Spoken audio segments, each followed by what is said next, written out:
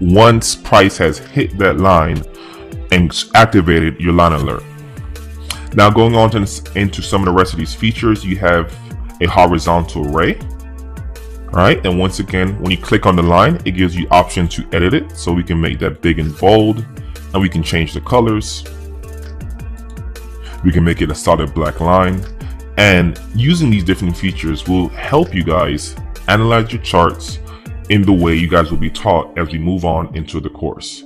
Going into some of the rest of these features, you can see if I click on this tab here, we have an array of other features. But once again, being mainly price action based traders, most of these features will go unused.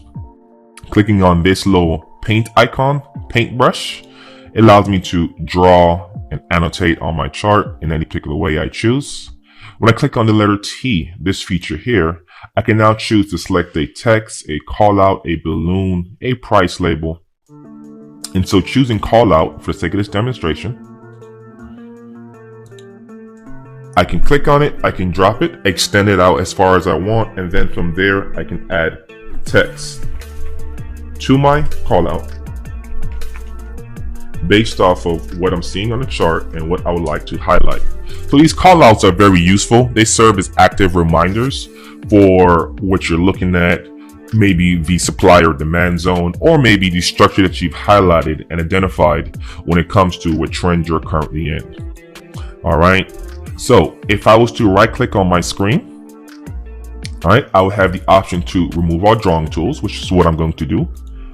And if I right clicked again to pull that option back on up, you can see that I can go to my settings and then change my colors. Now, your colors come standard in green and red. However, like I said, there have been some psychological studies in regards to the candle colors that are used when trading. Now, those typical candle colors, green and red, typically produce a more stronger emotional reaction when you see price moving. Therefore, I like to use those neutral colors. And in this case, I went with the colors that match the logo, black and gold. So to get access to the same colors I have, once again, these are what you would want to choose. Nice gold. You would want to choose black up here. For that color, your borders would then be black, and you would edit out to 70%. And when it comes to opacity, right, your borders on the right will be black. Your wick will be black on both sides, right? You don't want to click and activate last value line.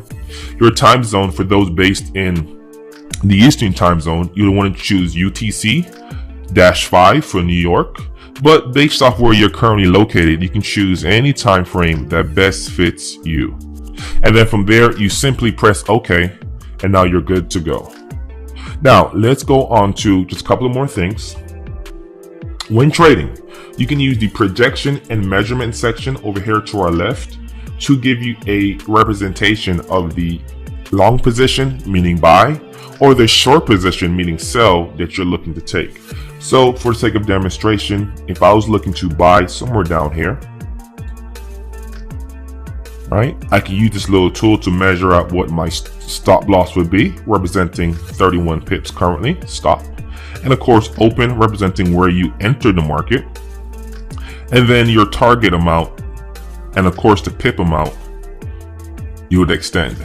Now, when price was currently down here and we haven't had this range of movement yet, this is how you would target a projection. In this particular case, this would be a swing projection, meaning you're looking to enter the market here and hold and swing it through a couple of days of movements all the way up to your target where you deem you like to get out of the trade. Now, the same thing works from a short projection. If you were looking to sell and ride the market down, this is how you can now edit that projection and add it to your journal when it comes to managing, documenting your trades. All right, so if I right click on it and I choose settings, you can see I now have the option to change the colors. Now you can see I chose red and I dropped my opacity down to 18% for the stop color. For the target color, I chose blue and I dropped it down to 31%. All right, as far as visibility goes, once you click on that, you just want to make sure that they're all selected and maxed out. That way you can always see your projection no matter what time frame you're on. All right, Back into that same tab option, you can see we also have some more tools: date range, price range, date and price range combination. So let's go ahead and just pull that out. You can see if I use this feature, I can highlight a range of market movement. So in this case, this is 159 pips that's selected. If I go ahead and I use the date and price range combo, you can see that I can now highlight the amount of days in this particular range of movement, along with the amount of pips. Moving over here to our right, getting to the last of these features, you can see I have the pip scale axis. So to the right, this represents the prices on this currency pair, and you can see they are moving in ranges of 50 to 100 pips. All right. When you switch different time frames, this axis will change, and when it changes, it will give you a different representation of the amount of pip movement. So in this case, you can see when I switch to a 1 hour chart, it moved in ranges of 10, right? 30 to 40 to 50 to 60 to 70. All right. Different currency pairs can either show up as a 1, 2, 3 decimal 1, 2, 3 number, or they can show up as a 1 decimal and then 4 to 5 numbers afterwards. The main thing to keep in mind when looking at this axis over here to the right is just simply help you understand what price point we are currently trading at. And then of course, once you plug in your projections, once you plug in your trade, you can see how much pips you're moving in profit based off reading this axis here to the left. So when I switch onto a 15-minute time frame, you can see now I'm getting into the tens of pips at a time.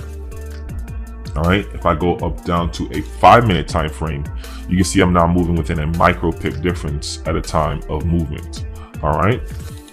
At the bottom here, this axis represents the dates. So if I move my mouse, you can see I'm now scrolling through the 22nd of November's worth of movement, the 24th, the 25th, the 26th, and 27th.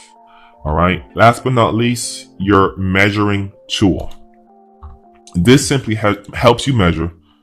This simply helps you measure the amount of pips price has moved from your position, or if you're just analyzing and back testing movements on the chart.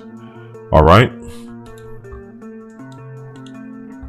So this last little button here, your camera, helps you take a quick snapshot of your chart, which is going to generate a URL.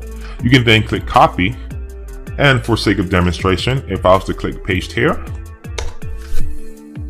it would then show the picture that you just snapshotted. So this is useful for when you are journaling and adding your projections, adding your analysis to your backtesting software, to your journal, whatever the case may be.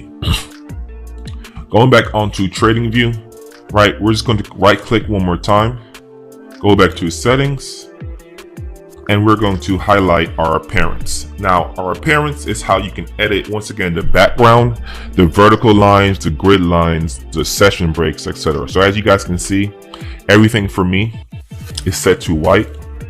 I'm not interested in seeing the grid lines or the horizontal lines. I'm not interested in seeing the session breaks, right? My watermark is showed, that way I can know what pair I'm on. And as you can see, I chose black and I dropped my opacity down to 8, just so I can just visibly see what currency pair I'm on in a light gray on the back.